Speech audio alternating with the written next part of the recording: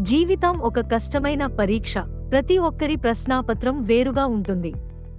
మనం చూసే ఇతరుల విజయాలు మనకు కష్టంగా అనిపించే సమయాల్లో మనలో అసంతృప్తిని కలిగిస్తాయి. కానీ గుర్తుంచుకోండి, ప్రతి ఒక్కరి ప్రయాణం వేరుగా ఉంటుంది. కొందరు త్వరగా విజయం సాధిస్తారు, మరికొందరు ఆలస్యంగా. ఇది సహజం. మన ప్రశ్నాపత్రం మనకు ప్రత్యేకంగా ఉంటుంది. అందులోని ప్రశ్నలు, సమాధానాలు మన అనుభవాలపై ఆధారపడి ఉంటాయి.